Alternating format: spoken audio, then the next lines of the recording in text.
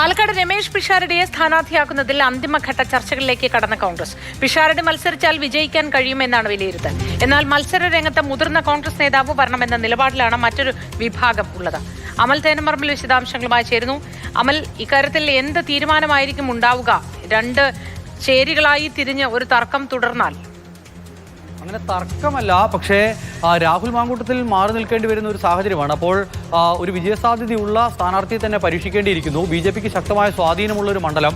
ആ മണ്ഡലത്തിൽ രമേശ് പിഷാരടിയെ ഇറക്കിയാൽ ഒരു സാമുദായിക ചിത്രം വെച്ച് അവിടെ ഒരു അനുകൂലമായ തരംഗമുണ്ടാകും എന്ന് പ്രതീക്ഷിക്കുന്നു. അതോടൊപ്പം തന്നെ ഷാഫി പറമ്പിലും രാഹുൽ മാങ്കൂട്ടവും എല്ലാം പിന്തുണയ്ക്കുന്ന ഒരു സ്ഥാനാർത്ഥി അവരുടെ മണ്ഡലത്തിലെ സ്വാധീനം കൂടി ആകുമ്പോൾ വിജയിക്കാൻ കഴിയുമെന്നൊരു പ്രതീക്ഷയാണ് കോൺഗ്രസിന് പൊതുവേ ഉള്ളത്. പക്ഷേ ഏകപക്ഷീയമായി രമേശ് പിഷാരടിയെ പ്രഖ്യാപിച്ചാൽ ഒരു രാഷ്ട്രീയ പോരാട്ടം കോൺഗ്രസ് നടത്താതെ പിന്നോട്ട് നീങ്ങുന്നു എന്നൊരു ചർച്ച ഉണ്ടാകുമോ എന്ന ആശങ്ക പങ്കുവയ്ക്കുന്നവരുണ്ട്. പക്ഷേ കഴിഞ്ഞ കുറേ കാലമായി കോൺഗ്രസിന്റെ വേദികളിലെല്ലാം നിറഞ്ഞു നിൽക്കുന്ന തനി കോൺഗ്രസ്സുകാരനായ ഒരു സിനിമാ നടനാണ് രമേശ് പിഷാരടി. അതുകൊണ്ട് അത്തരത്തിലുള്ള ചർച്ചകൾക്ക് പ്രസക്തിയില്ല എന്നുള്ളതാണ് കോൺഗ്രസിന്റെ ഒരു പൊതു വിലയിരുത്തൽ. പക്ഷേ ഒരു ഔദ്യോഗിക പ്രഖ്യാപനത്തിലേക്ക്, അന്തിമ തീരുമാനത്തിലേക്ക് ഇതുവരെയും എത്തിയിട്ടില്ല. പക്ഷേ നിലവിലെ ചർച്ചകളെല്ലാം ചെന്നെത്തുന്നത് രമേശ് പിഷാരടിയിലേക്ക് തന്നെയാണ്. രമേശ് പിഷാരടി പാലക്കാട് കൈപ്പത്തി ചിഹ്നത്തിൽ മത്സരിക്കും എന്നുള്ളത് തന്നെയാണ് നിലവിൽ ലഭിക്കുന്ന വിവരം.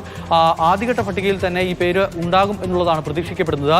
അതോടൊപ്പം പാലക്കാടത്തെ മറ്റ് ചില സീറ്റുകളിലും ഒറ്റപ്പേരിലേക്ക് എത്തിയിട്ടുണ്ട്. പാലക്കാട് സ്ഥാനാർത്ഥി നിർണയ ചർച്ചകൾ നടക്കുമ്പോൾ കാര്യമായ പ്രശ്നങ്ങൾ ഇല്ലാതെ അവിടുത്തെ ചർച്ച പൂർത്തീകരിക്കാൻ കഴിയുന്നു എന്നുള്ളതാണ് പാലക്കാട് ജില്ലയുമായി ബന്ധപ്പെട്ട് മനസ്സിലാക്കുന്നത്. വളരെ കുറച്ച് സീറ്റുകളിൽ മാത്രമാണ് കാര്യമായ ചർച്ചകളും തർക്കങ്ങളും എല്ലാം ഉണ്ടാകുന്നത്. കെ തുളസി കോങ്ങാട് സ്ഥാനാർത്ഥിയാകും എന്നുള്ള കാര്യം ഏകദേശം ഉറപ്പായി കഴിഞ്ഞു. ചിറ്റൂരിൽ സുമേഷ് അച്യുതൻ ഒരു വട്ടം കൂടി മത്സരരംഗത്തേക്ക് ഇറങ്ങുകയാണ്. വിജയപ്രതീക്ഷയുണ്ട് എന്നുള്ളതാണ് കോൺഗ്രസ് നേതൃത്വം പറയുന്നത്. അതോടൊപ്പം തന്നെ കെ.സി. സുബ്രഹ്മണ്യം മത്സരരംഗത്തേക്ക് ഇറങ്ങുന്നു. തരൂരിൽ സുബ്രഹ്മണ്യം സ്ഥാനാർത്ഥിയാകും. അങ്ങനെ പാലക്കാട് ഏകദേശം ഒരു ധാരണയാകുന്നു. കോൺഗ്രസിനെ സംബന്ധിച്ച് ഏറ്റവും വലിയ വെല്ലുവിളി സൃഷ്ടിക്കുന്ന സ്ഥലങ്ങൾ എന്ന് പറയുന്നത് ഇപ്പോൾ തിരുവനന്തപുരവും പത്തനംതിട്ടയുമായി മാറിയിട്ടുണ്ട് എന്നുള്ളതാണ് മനസ്സിലാക്കുന്നത്. പാലക്കാട് പോലും നേരത്തെ വലിയ ആശയക്കുഴപ്പം ഉണ്ടാകുമെന്ന് പ്രതീക്ഷിച്ച സ്ഥലങ്ങളിലെല്ലാം കാര്യമായ പ്രശ്നമില്ലാതെ ചർച്ച അവസാനിക്കുകയാണ്. പക്ഷേ തിരുവനന്തപുരത്തും അതോടൊപ്പം തന്നെ നമ്മൾ ഈ പറഞ്ഞ പത്തനംതിട്ടയിലും ഇതുവരെയും ഒരു അന്തിമ തീരുമാനം ഉണ്ടാകുന്നില്ല.